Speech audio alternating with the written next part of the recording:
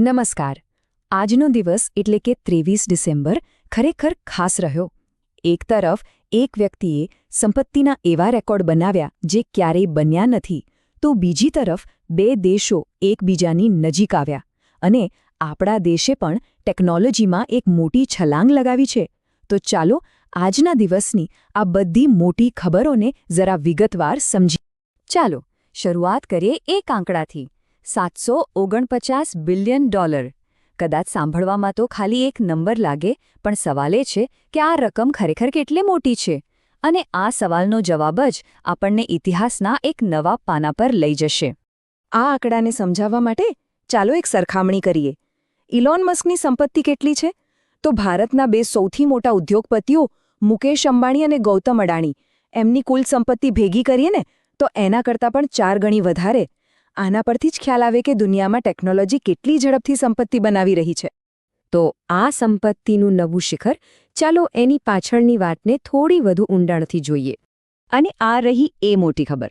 Alone Musk ઇતિહાસમાં પહેલા એવા વ્યક્તિ બની ગયા છે જેમની નેટવર્થ $700 બિલિયન પાર કરી ગઈ છે. વિચારો, આ ખાલી એક રેકોર્ડ નથી. આ તો કોઈ એક વ્યક્તિ પાસે કેટલી સંપત્તિ હોઈ શકે એની આખી વ્યાખ્યા જ બદલી નાખે છે. જુઓ, એક તરફ વ્યક્તિગત રેકોર્ડ બની રહ્યા છે, તો બીજી બાજુ દેશો પણ એકબીજા સાથે નવા સંબંધો બનાવી રહ્યા છે. હવે આપણું ધ્યાન જશે ભારત અને ન્યૂઝીલેન્ડ વચ્ચેની એક નવી ભાગીદારી પર. તો થયું એવું છે કે ભારતે ન્યૂઝીલેન્ડ સાથે એક ઐતિહાસિક ફ્રી ટ્રેડ એગ્રીમેન્ટ એટલે કે મુક્ત વેપાર કરાર સાઇન કર્યો છે. હવે આનો સીધો મતલબ એ છે કે બંને દેશો વચ્ચે માલસામાનની લેવેચ કરવી વધુ સરળ બનશે, સસ્તી બનશે અને એનાથી બંને દેશોના આર્થિક સંબંધોમાં એક નવી મજબૂતી આવશે. આ કરારમાં 2 વાતો સમજવા જેવી છે. પહેલી, હવે ભારતનો કોઈ પણ માલ ન્યૂઝીલેન્ડમાં વેચાશે તો એના પર કોઈ ટેક્સ નહીં લાગે, એટલે કે ટેરિફ ફ્રી. અને બીજી, જે ખરેખર બહુ જ મહત્વની છે, આપણા દેશના ખેડૂતોના હિતોનું ધ્યાન રાખવામાં આવ્યું છે. એટલે ન્યૂઝીલેન્ડની જે ડેરી પ્રોડક્ટ્સ છે એને આ કરારમાંથી બહાર રાખવામાં આવી છે. આ કરાર ખાલી વેપાર પૂરતો જ નથી હો, એનાથી ભારતીય વિદ્યાર્થીઓ માટે પણ સારા સમાચાર છે. હવે જે લોકો ન્યૂઝીલેન્ડ ભણવા જશે એમને ભણ્યા પછી ત્યાં 3 થી 4 વર્ષ કામ કરવા માટે વર્ક વિઝા મળશે. એટલું જ નહીં, ભણતી વખતે પણ પાર્ટ ટાઈમ જોબ કરી શકશે. તો એક તરફ વૈશ્વિક ભાગીદારી અને બીજી તરફ ભારત પોતાની અંદરની તાકાત પણ વધારી રહ્યો છે. ચાલો હવે જોઈએ કે આત્મનિર્ભર ભારત હેઠળ સંરક્ષણ અને વિજ્ઞાનમાં આપણે કઈ 2 મોટી સફળતાઓ મેળવી છે. આપણી તાકાત હવે સમુદ્રથી લઈને સીધી અંતરિક્ષ સુધી પહોંચી છે. એક તરફ નૌકાદળને મળ્યું એક નવું સ્વદેશી યુદ્ધ જહાજ, તો બીજી તરફ ગગનયાન મિશનમાં એક બહુ મોટી સફળતા હાથ લાગી છે. તો પહેલા વાત કરીએ અંજદીપની. આ આપણી નેવી માટે એક નવું જહાજ છે અને ખાસ વાત એ છે કે તે સંપૂર્ણપણે ભારતમાં જ બન્યું છે. આ એક એન્ટી સબમરીન જહાજ છે, એટલે કે એનું મુખ્ય કામ છે દુશ્મનની સબમરીનથી આપણા દરિયાકિનારાને સુરક્ષિત રાખવાનું. સાચા અર્થમાં મેક ઇન ઇન્ડિયાની એક મોટી જીત કહી શકાય. અને હવે વાત કરીએ અંતરિક્ષની. આપણા ગગનયાન મિશનમાં ઇસરોએ એક ખૂબ જ જરૂરી ટેસ્ટ પાસ કરી લીધો છે. આ ટેસ્ટ હતો ડ્રોગ પેરાશૂટનો.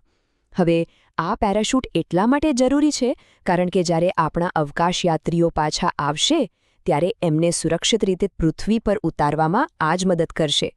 એટલે એમની સલામતી માટે આ એક બહુ મોટું અને જરૂરી પગલું હતું. ચાલો હવે દેશમાંથી આપણા ગુજરાત પર આવીએ. અહીં આજે એક જ દિવસમાં 2 બિલકુલ અલગ ચિત્રો સામે આવ્યા છે. એક ચિત્ર છે લોકોના કલ્યાણનું અને બીજું છે પર્યાવરણની ચિંતાનું. 8,000. બસ આ એક આંકડો યાદ રાખો. આટલા બધા સહાયક સાધનો એક નવી સરકારી યોજના હેઠળ આપવામાં આવશે. અને આ સાધનો હજારો લોકોની જિંદગી બદલી નાખશે. આ યોજના એવા લોકો માટે છે જે મસ્ક્યુલર ડિસ્ટ્રોફી જેવી બીમારીથી પીડાઈ રહ્યા છે. એમને સરકાર તરફથી 4,000 મોટરવાળી ટ્રાઇસિકલ અને 4,000 જોયસ્ટિકવાળી વ્હીલચેર મળશે. અને સૌથી સારી વાત એ છે કે આ મદદ મેળવવા માટે કોઈ આવકનો બાદ નથી. મતલબ કે જેમને પણ જરૂર છે એમને આ લાભ મળી શકશે. પણ જેમ મેં કહ્યું, એક બીજું ચિત્ર પણ છે અને એ છે પ્રદૂષણનું. ખાસ કરીને અંકલેશ્વરમાં હવાની ગુણવત્તા ખૂબ જ ખરાબ થઈ ગઈ છે. ત્યાંનો એર ક્વોલિટી ઇન્ડેક્સ એટલે કે AQI 145 પર પહોંચી ગયો છે.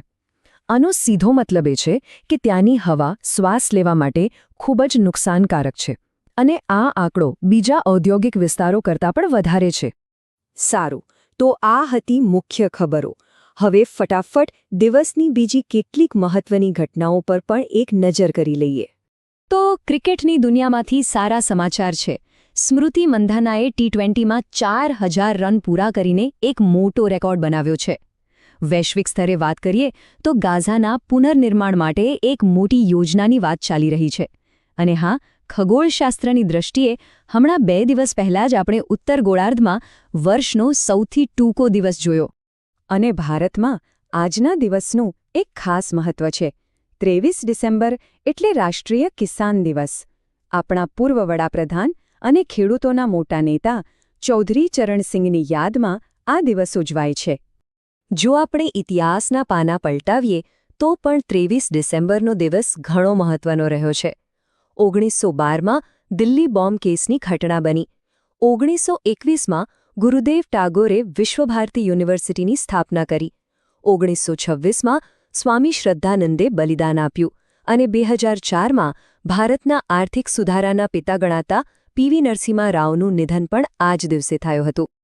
તો ચાલો આજના દિવસનો સારાંશ જોઈ લઈએ. એક તરફ સંપત્તિનો નવો વિશ્વ રેકોર્ડ બન્યો, બીજી તરફ ભારત અને ન્યૂઝીલેન્ડ વચ્ચે એક નવી ભાગીદારી શરૂ થઈ. આપણા દેશે સંરક્ષણ ક્ષેત્રે આત્મનિર્ભરતા બતાવી. ગુજરાતમાં કલ્યાણકારી યોજનાની સાથે પ્રદૂષણની ચિંતા પણ જોવા મળે અને ક્રિકેટમાં પણ એક નવો રેકોર્ડ બન્યો. ટૂંકમાં આજનો દિવસ નવા રેકોર્ડ, નવી શરૂઆત અને નવા પડકારોથી ભરેલો હતો. પણ અંતમાં એક સવાલ તો થાય જ છે કે આવનારા સમયમાં જ્યારે ઇતિહાસ આજના દિવસને જોશે ત્યારે આ બધી ઘટનાઓમાંથી કઈ ઘટનાને સૌથી વધુ યાદ રાખવામાં આવશે? શું એ સંપત્તિનો રેકોર્ડ હશે કે પછી દેશની આત્મનિર્ભરતા? વિચારવા જેવું છે ખરું ને?